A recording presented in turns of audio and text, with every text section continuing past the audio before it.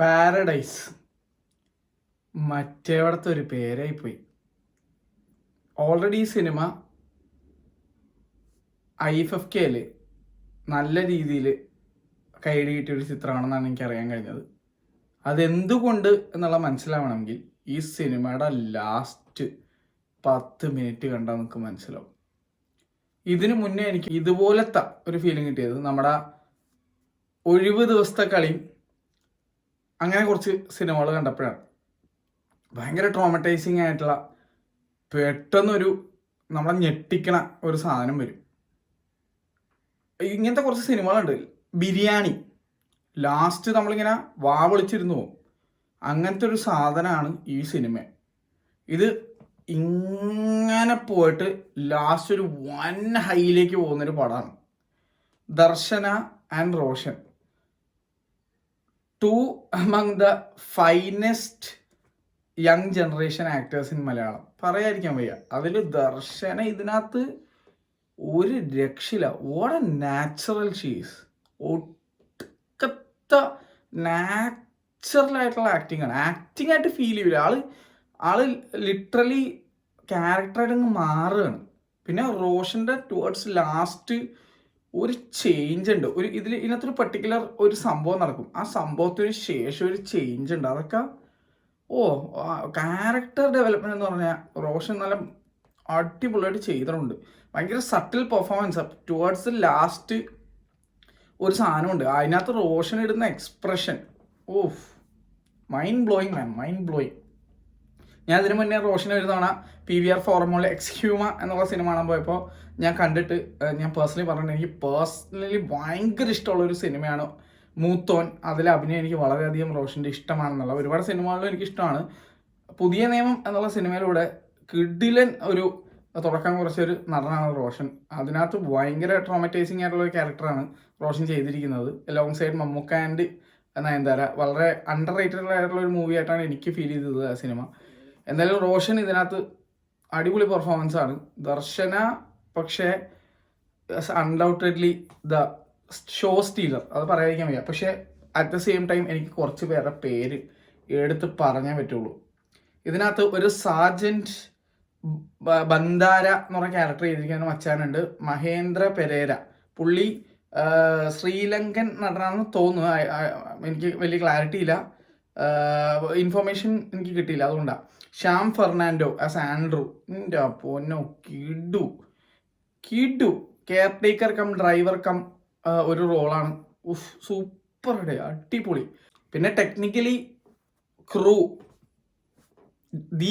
രാജീവ് രവിയാണ് DOP ചെയ്തിരിക്കുന്നത്. നേച്ചറൊക്കെ വെറുതെ കിഡലായിട്ട് ഒപ്പ് എടുത്തിട്ടുണ്ട്.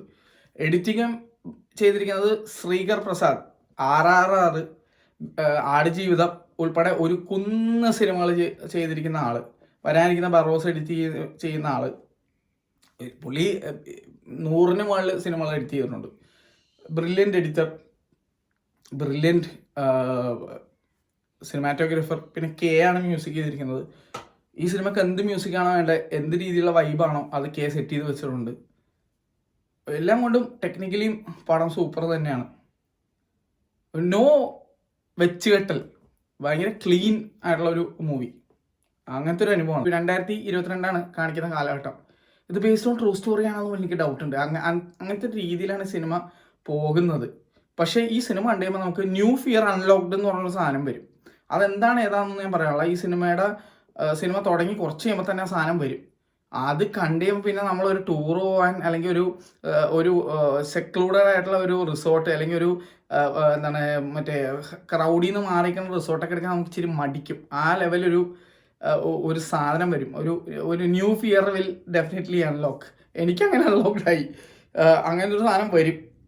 അതും എസ്പെഷ്യലി ഇങ്ങനത്തെ സ്ഥലങ്ങളൊക്കെ ആണെങ്കിൽ obviously you should be careful എന്നുള്ള ഒരു വലിയ മെസ്സേജും കുറേ സാധനങ്ങളൊക്കെ ഉണ്ട് ഇതിനകത്ത്. ഇതൊരു സ്ലോ ബേണറാണ്, ഡെഫിനറ്റ്ലി ഇതൊരു സ്ലോ ബേണറാണ്. പക്ഷേ what a burn at the end, അതാണ് എനിക്ക് പറയാനുള്ള. അതുപോലത്തെ ഒരു സാധനോടെ എൻ്റെ പൊന്നോ, എനിക്ക് ഭയങ്കര ഇമ്പ്രസ്ഡായി ഞാൻ ഈ സിനിമ കണ്ടിട്ട്. ഭയങ്കര ഇമ്പ്രസ്ഡ്. ഇതിൻ്റെ ഒരു പേസിങ്, അതിനൊരു ഫീലുണ്ട്. നമ്മളെ ബോറടിപ്പിക്കുന്ന ഒരു പേസിങ് അല്ല ഇത്. നമ്മളിങ്ങനെ നമ്മളെ ഇതിനകത്തേക്ക് ഈ ഒരു വേൾഡിലേക്ക് നമ്മളെ കൊണ്ടുപോകും. ആ സ്ഥലവും ആ ഒരു ക്യാരക്ടേഴ്സും നമ്മൾക്ക് നല്ല രീതിയിൽ അവരുടെ ഓരോരുത്തരുടെ ഐഡൻറ്റിറ്റി, അവരുടെ ഒരു സ്വഭാവമൊക്കെ നമ്മളെ ഈ ഡയറക്ടർ നല്ല രീതിയിൽ കാണിച്ചു തരുന്നത്. അപ്പോൾ ഇയാളെ കാണാൻ നമുക്കറിയാം ഇയാൾ എങ്ങനെ റിയാക്ട് ചെയ്യുന്നു. പക്ഷേ അൺഎക്സ്പെക്റ്റഡ് ആയിട്ടുള്ള കുറച്ച് കാര്യങ്ങൾ നടക്കും. അതുപോലെ തന്നെ നമ്മൾ ചില ആൾക്കാർ ഈ നമ്മളിങ്ങനെ പറയില്ല, അതായത് എത്ര ക്ഷമ ഉള്ളവനും കുറച്ച് കഴിയുമ്പോൾ അവൻ്റെ ക്ഷമ കിടുമ്പോൾ അവൻ ഒരിക്കലും ചെയ്യാത്ത കാര്യം ചെയ്യും എന്നുള്ള, അല്ലെങ്കിൽ മനസ്സിൽ ഒരിക്കലും ഉദ്ദേശിക്കാത്ത കാര്യം ചെയ്യുന്ന അങ്ങനത്തെ ഒരു ഹ്യൂമൻ ഇമോഷൻസ് ഇതിനകത്ത് നല്ല രീതിയിൽ കൺവേ ചെയ്തിട്ടുണ്ട്. 1-2 ആൾക്കാരിൽ അത് നമുക്കത് കാണാൻ പറ്റും. ഹെൽപ്ലെസ്നെസ് കാണാൻ പറ്റും. അതായത് മനസ്സ് ചിന്തിക്കുന്ന പോലെയല്ല നമ്മുടെ പ്രവൃത്തി വരുന്നത്, അല്ലെങ്കിൽ അങ്ങനെ ഇങ്ങനെ കുറച്ച് കോംപ്ലിക്കേറ്റഡ് സ്റ്റഫ് ഉണ്ട് ഇതിനകത്ത്. പക്ഷെ അടിപൊളിയായിരുന്നു അത്. എനിക്കത് ഡിസ്ക്രൈബ് ചെയ്യാൻ പറ്റില്ല. ഈ സിനിമ കണ്ടുകഴിയുമ്പോൾ നിങ്ങൾക്ക് മനസ്സിലായി ഞാൻ എന്താ പറഞ്ഞു വന്നതെന്നുള്ളത്.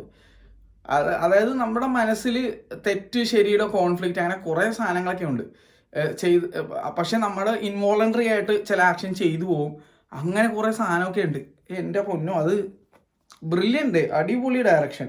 പ്രസന്ന വിത്തനാഗെ എന്നാണ് ഡയറക്ടറിൻ്റെ പേര്. പുള്ളിയെ പറ്റി ഒരേറ്റ ഇൻഫർമേഷൻ കിട്ടാനില്ല. എന്തായാലും I am super impress with the movie. No wonder ഇത് കുറേ അവാർഡ്സ് വാരിക്കൂട്ടി. ഈവൻ IFFKയിൽ ഇത് അപ്രീഷിയേറ്റ് ചെയ്യപ്പെട്ടത് എന്തുകൊണ്ടാണെന്ന് എനിക്ക് മനസ്സിലായി. എല്ലാ IFFKയിലും അപ്രീഷിയേറ്റ് ചെയ്യപ്പെട്ട മൂവീസൊന്നും എല്ലാം എനിക്ക് കണക്റ്റ് ആവാറില്ല. പക്ഷെ ഇത് കിടും. എനിക്ക് ഭയങ്കര ഇഷ്ടപ്പെട്ടു. എനിക്ക് ബിരിയാണി എന്നുള്ള മൂവി ഭയങ്കര ഇഷ്ടപ്പെട്ടാണ്. അതിൻ്റെ അവസാനം എൻ്റെ പൊന്നോ എന്നുള്ള ഒരു അവസ്ഥയായിരുന്നു. 70 ദിവസത്തെ കളി എനിക്ക് ഭയങ്കര ഇഷ്ടപ്പെട്ടു. സനൽകുമാർ ശശിധരൻ്റെ one of the finest movies. ഉണ്ണിയാറുടെ സ്ക്രിപ്റ്റ് എനിക്ക് ഭയങ്കര ഇഷ്ടപ്പെട്ട ഒരു സിനിമയാണ്. അത് കിടിലം പടമായിരുന്നു. അപ്പോൾ അതുപോലൊരു വൈബാണ് എനിക്ക് കിട്ടിയത്. അതിൽ ആണുങ്ങൾ ആ വൈബല്ല, പക്ഷേ എൻ്റെ മുന്നേ ഇതിനകത്ത് കുറേ സാധനങ്ങളുണ്ട്. എനിക്ക് ഐ കാൺ എക്സ്പ്ലെയിൻ ഇറ്റ്. ഭയങ്കര രസമുണ്ട്. അത് ഭയങ്കര ഹാർഷ് റിയാലിറ്റി അല്ലെങ്കിൽ ഹ്യൂമൻ ഇമോഷൻസിനെയൊക്കെ ഭയങ്കര അടിപൊളിയായിട്ട് കാണിച്ചിട്ടുണ്ട്. പിന്നെ ഇവരുടെ ഓഫ് സ്ക്രീൻ കെമിസ്ട്രിയുടെ ഗുണമാണെന്നുകൊണ്ട് ഓൺ സ്ക്രീനിൽ പോലും അടിപൊളി. As A couple they rock. എനിക്ക് പേഴ്സണലി ഭയങ്കര ഇഷ്ടമായി. രണ്ടുപേരും കിഡിലൻ ആക്ടേഴ്സാണ്. ഞാൻ പറഞ്ഞില്ലേ നേരത്തെ പറഞ്ഞ പോലെ ഇപ്പോൾ അന്നാബൻ അല്ലെങ്കിൽ പാർവതി ഒക്കെ പോലെ തന്നെ ന്യൂ ജനറേഷനിൽ വൺ ഓഫ് ദി ഫൈനസ്റ്റ് ആക്ടേഴ്സാണ് രണ്ടുപേരും. അതിൽ ദർശന യു ജസ്റ്റ് നെയിൽഡ് ഇറ്റ്. കിട്ടു പെർഫോമൻസ്. അതിൽ പുള്ളിക്കാർ കാണിക്കാത്ത ഒരു ഇമോഷൻ ഇതിനകത്തില്ല. എല്ലാം ഉണ്ട്. ലവ് ഉണ്ട്, ഡിസയർ ഉണ്ട്, ഹെൽപ്ലെസ്നെസ് ഉണ്ട്, സാഡ്നെസ് ഉണ്ട്, ആങ്കർ ഉണ്ട്, എല്ലാം ഉണ്ട്. എല്ലാ ഫോം ഓഫ് ഒരു ഹ്യൂമൻ ഇമോഷനും ദർശനയുടെ ഫേസിൽ നമുക്ക് കാണാൻ പറ്റും.